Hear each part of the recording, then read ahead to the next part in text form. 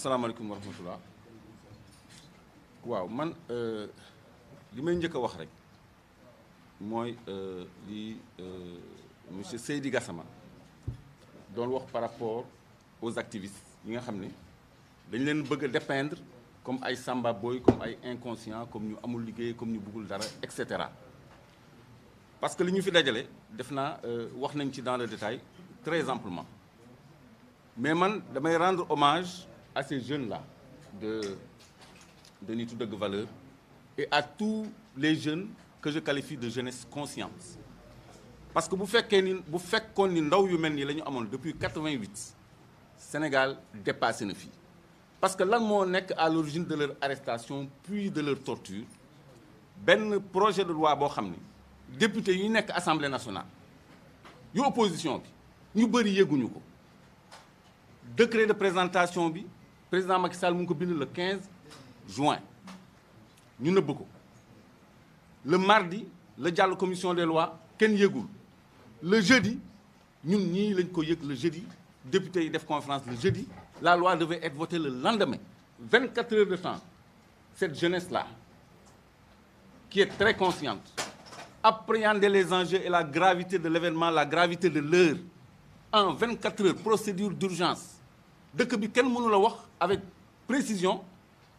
les agrégés en droit les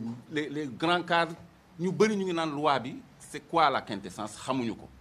mais ndaw yi rey teel nañu décrypter le danger teel nañu décrypter message bi ba jóg en bouclier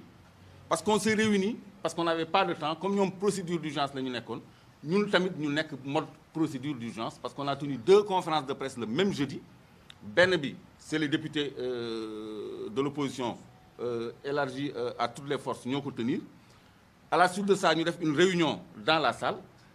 décider defaat une seconde conférence de presse dans la nuit parce que nous n'avions pas le temps la loi devait passer le lendemain ces jeunes conscients là alors que ñeneen ñi nga xam ne ñoo leen di jeter en pâture ñu ngi dans leur salon xamuñu luy riir ci lu géej gi di riir ñii de séance tenante la ñu bañ a xaar ni dañuy dem nuitamment devant les grilles de l'Assemblée nationale pour créer le déclic pour porter un message comme quoi le peuple n'est pas en phase avec cette loi kon ñii on leur doit respect activisme c'est pas péjoratif ça doit pas être péjoratif ici c'est la pointe de lance de la jeunesse consciente parce que réactivité boobu musuñu ko am sax ci homme politique yi une loi entre jeudi et vendredi ñu jël toute disposition yoo xam ne à chaud et dans le feu de l'action lañ ko jël ba li ñu ciy fekk yëpp fekk nañ ci ñun ñi nelawuñu cette nuit là ñoom Dambodj ñoom Mansour on était Sora tu te souviens toute la nuit on était sur la brèche parce que on a réagi en temps réel donc cette jeunesse là mérite tout notre respect mais saluer aussi discernement bi cette jeunesse am parce que Abdou Karim bi mu jëlee parole jetewul en pâture la police parce que ñoom yàgg nañ leen arrêté mais musuñu am problème bu mel ni ci seen temps d'activisme yépp donc ñoom dañu joxoñ baaraam un certain Masserigne Faye et d'autres zélés de la police yi nga xam ni ñoom ñooy def la sale besogne mais la police en général et la gendarmerie nos forces de défense et de sécurité sont des nationalistes et c'est des gens généralement très bien formés kon lii ay exception la ay gangrène la yu nekk seen biir yoo xam ne dañ leen war a extirper en les sanctionnant de façon exemplaire mais malheureusement comme l'a dit Guy ces gens sont toujours couverts par le régime en place léegi nag ci lan la ñu warut a dem mooy ci li xale yi wax nit def lu ni fang yoon deful liggéeyam xale yi nee nañ bu yoon deful liggéeyam ñoom ñu jël seen responsabilité ki leen gaañ ñu jëflante ko ak moom parce que ñoom ak ñoom ñoo bokk dëkk bi donc loolu lu muy indi basculement ci violence parce que répression du intimider nit du intimider koo xam ni dafa am conviction da koy xabtal da koy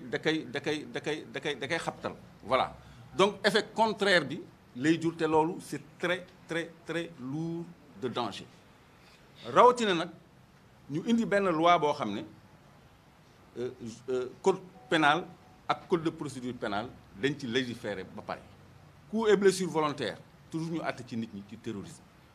ci tribunaux yi pardon mënuñu ko assimiler à du terrorisme.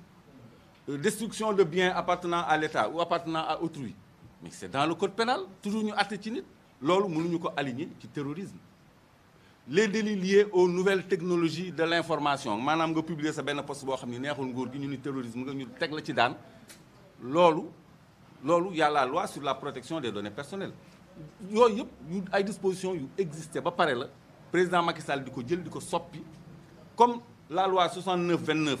bi nga xam ne dafa prévoir état d'urgence ak état de siège moom mu prévoir ci beneen 3e régime téyel ko boppam pour téye armée ak police ak gendarmerie kon président boobu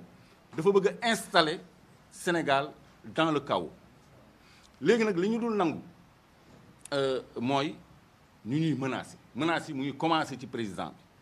bi ñiy kàcc nekk seen gannaaw ordinateur parce que y a cette loi qui criminalise les délits sur les réseaux sociaux nañu dem ba ci kanam donc quand on a vu cette loi ci kanam boobu nekk te sorewul woon sax di menacer ni li fi amoon du fi amaat ça veut dire que defaru nañu on est plus fort c'est-à-dire moom ñun la war a jaamu ñun la war a liggéeyal mais ñun lay menacer léegi nag son porte-parole ci loolu un gars qui n'est ni ministre de l'Intérieur ni ministre de la Justice je veux nommer Mame Mbaye Niang à la suite du président moom mooy ñëw di ñu menacer li dal ñoom Abdou Karim il avait annoncé la couleur ce jour-là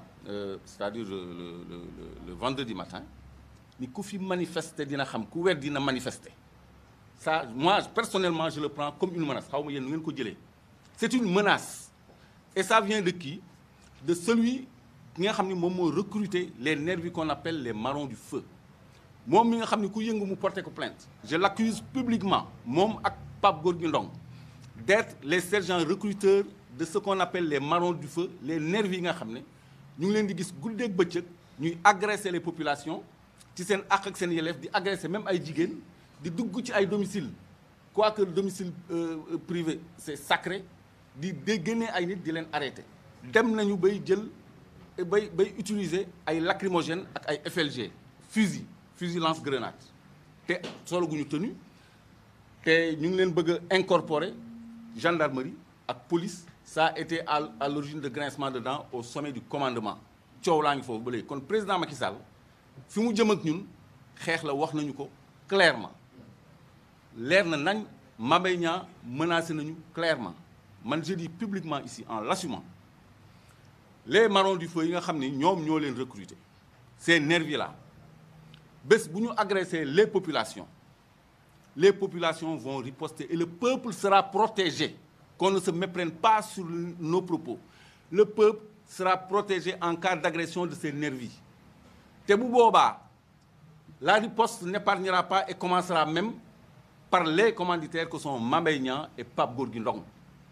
parce que président Macky Sall daf ko cautionné sax moom mi ko doon dàkkantele alerte protection et riposte naan APR comme leur parti kon moom il cautionne ça au point de vouloir les incorporer dans les forces de l'ordre imaginez leen Sénégal fan la jëm un pays démocratique ñun ñii lan lañ doon kaas loi bi ñu retiré ko parce que c'est liberticide daf ñuy atteindre suñu liberté rawatina bu fekkee ni mën na may juge bi mu déglu téléphone ku ko neex parce que daf ko soupçonné pendant 4 mois renouvelables sans dire combien de fois ñun mën nañu am accès suñu galerie suñu messagerie suñu mail suñu Facebook sans ñun ñu yëg ko juge bi moo koy décider rek dans son intimité ñu appliquer ko 4 mois léegi dañuy jël say données personnelles utiliser ko contre yow ni la terroriste nga wala et cetera te les données personnelles ont été protégées donc quintessence loi boobu le jeune yii ñuy jeter en pâture teel a comprendre ba mu jaral leen ñu taxaw di xeex ak Sénégal kon Sénégal daf leen ameel njukkal daf leen ameel reconnaissance kon nañ leen respecter loolu mooy li ma bëggoon wax très rapidement ci cas bi ñu indi fii Guy fàtte na ni bi ñu nekkee au commissariat Guy oui ki amoon loxo bi là qu'est-ce qu'il avait au bras dañ ko doon fëggal guddi gi ci dormé dafa am koo xam ni dañu damm loxo bi fii 4 heures du matin lañ ko doog a évacuer hôpital xaw ma 5 heures du matin. Il restait 15 heures de temps. Oui, toute la journée muy yooxu foofu te ku góor yàlla la mais douleur c'est intenable donc violence policière yooyu day am tout le temps parce que loolu moo ñu dajale fii mais bu fekkee ne lu ñu institutionnalisé la dafay lourd de danger te man li may wax xam naa ko loi sur le terrorisme c'est déjà prévu yàgg na am na li ñuy beesal ni yëpp lu am la woon ba pare bu fekkee ni dañu bëgg a lancer le message aux Sénégalais comme quoi yéen ñu ngi leen di tëkku ku manifester di nga xam ñu commencé indi violence policière ci kaw ay manifestants yoo xam ne dañu leen trier sur le volet parce que Abdou Karim bi ko collègue am yi protégé des coups parce que dafa feebar et puis mais Sénégal yëpp xam nañu Abdou Karim il a subi plusieurs opérations il a été évacué en Allemagne loolu ça a fait on en a fait chou gras dans la presse ñëpp xam nañ ko donc police nga xam ni c'est le cœur du renseignement xam na ko naka nga mën a exercer violence ci kooku donc ñi ko doon protéger ba tëdd ci kawam ba ñoom seen supplice bi jeex bi ñu jógee ñu laaj ko turam ñu comprendre ni qu'il avait échappé à ses coups et blessures ces coups et blessures volontaires bu ñu xam ni léegi dañ ko assimilé à du terrorisme kon ñan ñooy terroristes yi terroristes yi mooy ñi nga xam ni dañuy jël ay ndaw di leen wàccee ci kaw nit ñi ñuy dal seen kaw boo gisee ma jël sama responsabilité à l'endroit de Mame Mbaye Niang et de Pape Gorgui Ndong parce que procureur mu ngi gis ministre de la justice mu ngi gis gendarmerie police mu ngi gis tout le monde voit les nervis ils sont identifiés ñu ngi publier seen ay identité kon bu leen ci dara fekkul c'est à nous de nous organiser pour ne pas subir les préjudices de cet ordre de malfaiteurs yi nga xam ne dañu am la caution de l'État ñu tenir gendarmerie ak police en respect ba mënuñu mais on a vu même ci couvre-feu yi ñuy def ay checkpoint di vérifier nit ñi circuler di yore ay yet di dóoraate ñooñu boo leen solo les tenues jox leen ay véhicules blindés jox leen arme mais on est fini donc président Macky Sall il cherche à semer le chaos dans ce pays parce que il veut se maintenir illégalement au pouvoir et il ne peut le faire autrement que par la force et par la violence kon sénégalaises et sénégalais tenons-nous prêts à la résistance parce que suñu kaw la ñu jëm et on nous l'indique clairement Mame Mbaye Niang nous a menacé le président nous a menacé et les violences ont commencé wasalaam. J'ai pas amené mon téléphone.